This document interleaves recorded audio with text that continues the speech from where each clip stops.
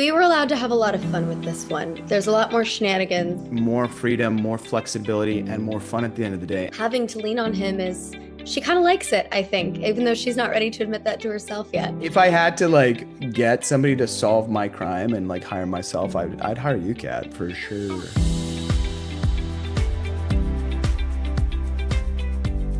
Hi, everyone. Welcome to the Heart in Motion podcast. I'm thrilled to welcome to the podcast Kat McNamara and Markian Tarasiuk. How are you guys doing? So happy to be here. Yeah, very well, thank you.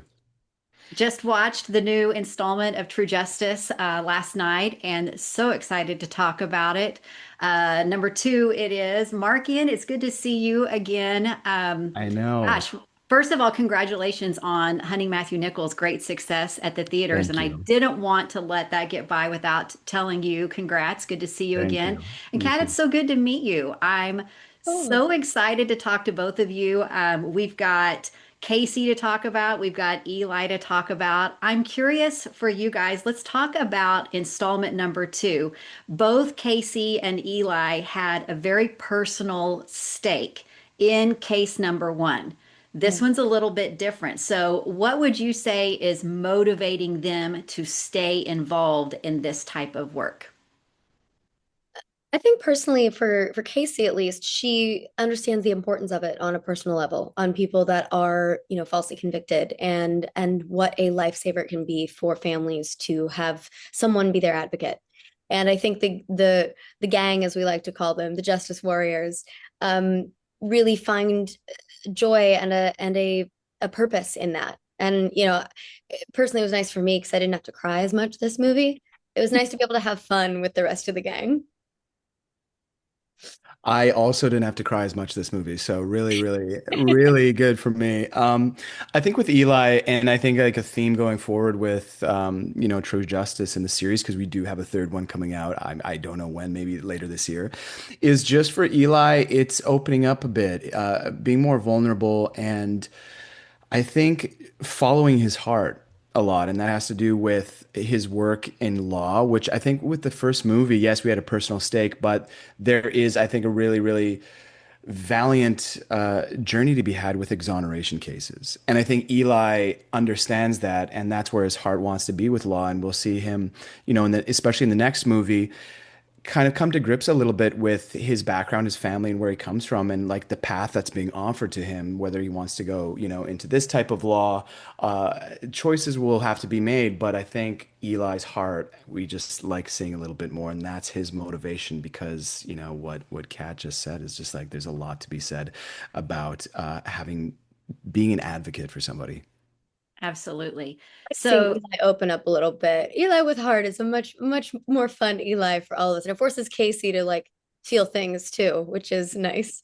Yeah. And I think too, with Casey and Eli, it's such a fun dynamic to play. And I think Casey has a huge influence over Eli's outlook on life. Wouldn't you say, Kat? I think so. I think Yeah. so. Especially in this movie, we get to see, Casey is such an independent young woman, but getting to see her have to rely on Eli and have to turn to her friends, especially for advice about her brother or for whatever it may be, having to lean on him is, she kind of likes it, I think, even though she's not ready to admit that to herself yet. so you said there's a little less crying for Casey in installment two. What would you guys say are some of the differences feeling the way it feels between one and two? Because there is quite a bit of difference. Yeah. We were allowed to have a lot of fun with this one. There's a lot more shenanigans. There's a lot more, our director, Lisa Soper, so embraced kind of the eccentric fun that we like to have as a group offset and sort of encourage us to bring that a little bit more to the characters on screen. And we were kind of allowed to run wild a bit with the tongue-in-cheek comedy, as it were. Yeah, I think I'm just going to pick up on what Kat just said. It's just a bit more fun, but I think there also is something to be said about, especially from an actor's perspective, being able to return to a character because I think the first movie you're always figuring out the characters. And I'll speak for myself of when I start a project, I don't know what I'm doing. I don't know who this person is, and you just take your best guess day one. And with a sequel, what's so freeing about it is you did all that work in the first one. So it's actually more freeing in the second one. So I think that comes across in knowing our roles or knowing how Eli fits into this puzzle or into this Scooby-Doo gang that we have. And each of us figured that out. And what that offers is more freedom, more flexibility, and more fun at the end of the day. And I think that really comes through on screen in the second one. Mm. Okay, so we've got a new case. What can you tell us about the case that's going to be solved in the second movie? Ooh. I'm trying to remember all the details. Yeah. I know. Well, We filmed both of two and three back to back, and so having the two mysteries and all of the facts and all of everything in our head. But this one is about the PSC, which is sort of the the parents. school, yeah, school Yeah, coalition. yeah. Yeah, Yeah. and there's a lot of drama between kids, but it spills over into the parents, and there's a murder, and it's just all the like Reddit stories of parental drama that we love to read put on screen in a Hallmark movie. It's very cathartic in a lot of ways, actually. Yeah. But similar to the first one, there is an exoneration that happens, and that's kind of like, our working title for number one was actually exonerated before it got switched to True Justice. So I think that's our theme is defending somebody who's wrongly accused. And in this case, it's Sharon Warner, one of the characters of this parent-teacher school coalition. She comes to us, says she's innocent, she didn't do this, and so we have to piece together the murder of Catherine Harris, which is another parent in this thing. And like Kat said, there's a lot of fun and drama to be had within that dynamic of like a prestigious school parents teacher organization in there. So And just yeah, as in the first movie, there's disguises. We play new characters with new accents and wigs and everything. We didn't do wigs in the first movie, and we sort of had a moment where we went, "Can we we do need this? wigs. Can we Yeah. do this?" And so we went full throttle with movie number two. Okay, so let's talk about those disguises because there's even some accents going on. Are those fun for you guys to have those moments? Because it happens more than once in this movie. Oh, 100%. It purely came from, well, Markian, we did a table read. Yeah. Markian did a voice for one of our disguises, and I was like, "Oh, I gotta step up my disguise game. I gotta like figure out how I can match this character that he's created." And so we just sort of went off the deep end, and our producers loved it. So we get to have a lot of fun. Yeah. And I think that comes in just wanting to infuse a bit more lightness Yeah. into this series because I do think number one by just the fact that it was Casey's brother and Yeah. it was a very heavy like especially for Hallmark it was quite a heavy script. So number two offers just us to have more fun also in the writing. And yeah, so that's kind of where that came from. I think I was thinking at that table read, I'm like, what if I just try this out and wait for somebody to tell me I can't do it? So, Yeah. and no one said I can't do it. So here we are, and it made that cut. No, we want more of it, Markian. We want I more. I know. We're more accents, more wigs coming up. So, one of the great dynamics of this series is the Justice Warriors. First of all, is Eli on board with that phrase yet, Justice Warriors? I don't think Sort of. anyone No, is. no, No, no. I think only Sarah is, to be honest. She's wearing us down though. Yeah, For but those it's that haven't, go ahead, go ahead. I was gonna say it's definitely becoming our brand against everybody's willpower except Sarah's in the series.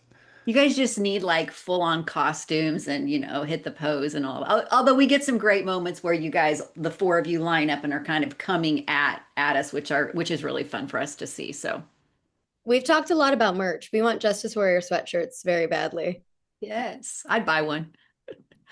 So I love that dynamic with the four of the Justice Warriors. For those that haven't seen the series, can you talk a little bit about like what each of them bring to, the investigations? Because I think that's something that's really powerful about this series is each of them brings something to the table, not just the serious and the solving crimes part, but also more of that personality and them as friends coming together as well. I would say, well. Casey's the leader, in my books or from my perspective. And, Kat, you can talk about it. But I just think like for quick off the bat, like Casey's the leader that brings the team together. And that's her strongest quality is leadership, her tenacity, and that independence that she is the leader of these cases. Then Eli supports that with my brain of law knowledge that I know like law books and the law in and out. And that's one of my savant qualities is so Casey always goes after things and I kind of I know as Eli just say like, whoa, hold up. This is like how this is actually going to go down. And like, we need to be more careful. So I'm just like the backstop a little bit to Casey. And then Liam's got all the investigative, undercover technology. And then Sarah's got all the lab knowledge. So that's, how we all fit together. Yeah, I think, as far as the getting the job done goes, Casey is kind of the heart of it. I think she's the one who always remembers the human element more than anyone else. And she's trying to care for everyone, not only in the Justice Warriors, but the people and the relationships that they're responsible for by taking these cases on. And, with Eli, he is the savant. He has all the knowledge. He has all of he was raised in the law world, and so he knows everything backwards and forwards, and he's our encyclopedic, expert, as it were. Liam, I love because he's a little bit of our dark horse, and he's a little bit of the mischief monger, as it were. We are always having to stop him in the gray area of legality of things. And we push it a little bit in these next two films, which is very exciting. And then Sarah, I feel like, yes, she's the crime scene tech. She's got all the science knowledge and cool gadgets and things to back it up, which is why she and Liam make such a great team. He's got the tech, she's got the science. But I feel like Sarah is also the energizer bunny of the group. She's the one to always, when everybody's down, when everybody's feeling like there's no hope, Sarah will be the one to be like, all right, come on, guys, we're going to figure this out. Because we have to. Yeah. And I think that's why they balance each other so nicely. So this one's a little bit lighter. It's definitely we're solving a crime, but people that haven't watched may not know that there's also a bit of romance sprinkled in to the series. So we can say that at the end of one that we had Casey and Eli kind of agree that they are friends. Where would you say they are heading in to? Eye for an eye. We'll see. Well, I mean, there's definitely a lot of chemistry between Casey and Eli. And I think, they both want to be professional and they both really care about this group that they have and this dynamic that they have. But again, they're starting to lean into each other. They're starting to rely on each other and see more depth in each other. And I think that can't help but draw them together. And there's a little bit at the end that's it, it's so close to being, I think, what everybody wants it to be, and it just doesn't quite happen yet. Yeah, I think all us Hallmark fans know where this might be heading to I mean, with Casey and Eli. But yeah, I think Kat said it right, was that when you're working together, it complicates, the relationship on both sides, the working relationship and the relationship interpersonal. So I think they're both just trying to do their best right now and feel it out without rushing things. And I think there's a part of it too that Eli maybe inside also wants to be sure about his feelings before making a move because, things can get sticky very quickly within this dynamic. And yeah, I'm rooting for them. I'm me biased, but too. I really love the dynamic they have together, and I think they'd be a great couple, right, Kat?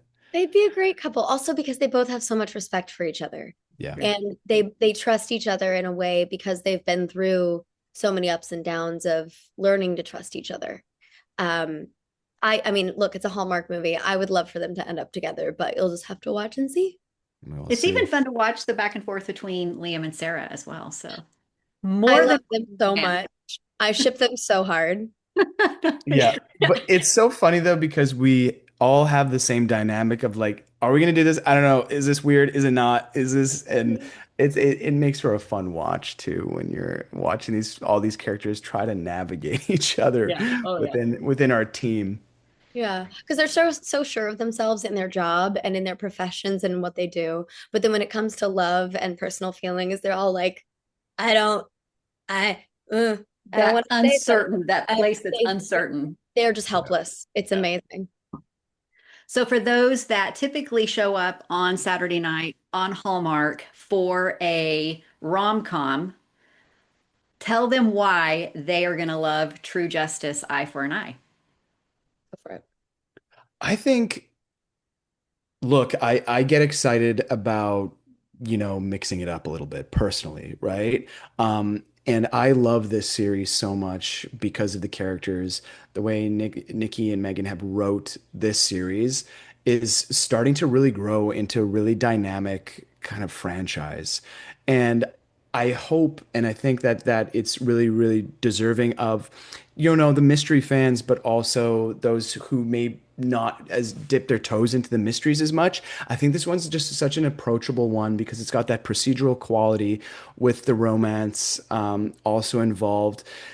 And it's just really good stories with Lisa directing. There's just like a new spice to be had, I think, with number two.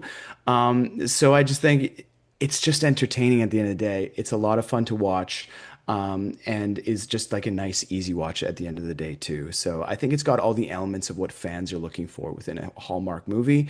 But it also feels very different at the same time. So I just encourage everybody to come in and watch it. I would second that. I mean, it really is at its core. I mean, Nikki and Megan know what they're doing when it comes to Hallmark. Our producers, Joel and Mike, do as well. And same thing, Lisa comes in with such a fresh energy. It creates a really nice balance. At its core, it is a Hallmark rom-com, even though it's in a slightly different mystery format. You have these characters that are navigating things, that are figuring out love, but also we have some fun shenanigans and a fun, who doesn't love solving a mystery? And I think it brings those worlds together in such a beautiful way and allows for us to have a fresh take on what the Saturday night Hallmark rom-com is. Okay, quick last question. If Kat or Markian had to solve the real mystery, who would be the most useful in solving the crime? Gosh. I mean, Kat, perhaps I'm it's too got to be forward. you. No, I think this is my true feelings. I Okay, think if okay. we had to solve a mystery like this, we would need all four of us Okay. because the four of us off screen is not terribly different to the Justice Warriors on screen. We have Yeah. more fun than I've had on almost any set ever. There's no group of people that I want to spend time with more than these people because they are just the most fun and we work together so well as a team. And I think if we had a mystery to solve, I think we would have to do it together. Yeah, I mean it is so cast it's cast so well in that way. Hey Kat, Yeah. like every one of us is kind of our characters and our characters are us to some degree. I would yeah, but I think I said like a quick thing. I was just like, well, Kat in this because of exactly she's Casey. Kat, you're Casey. So Casey's better at this, I think, than Eli is. But Markian would come in and be a realist, so I would help. I would help for sure. But You are the pragmatist of our group. You really are. yeah, but if I had to like get somebody to solve my crime and like hire myself, I'd hire you, Kat, for sure. Oh, I'd get you. I'd get you in there. thanks. Well, we're definitely seeing that fun dynamic on this side of it. So excited for everybody to see Eye for an Eye. So True Justice, Eye for an Eye is going to premiere this Saturday night on Hallmark Channel, 8, 7 Central. Of course, anybody can watch it the next day on Hallmark Plus. Before Saturday night, go check out the first installment, Family Ties, which is on Hallmark Plus. Thanks so much, both of you, for taking the time to chat. I'm so excited for everybody to see the movie. It was great to watch, and I'm already ready for number 3. So Thank you, Stephanie. You. It's thanks been a so pleasure. much.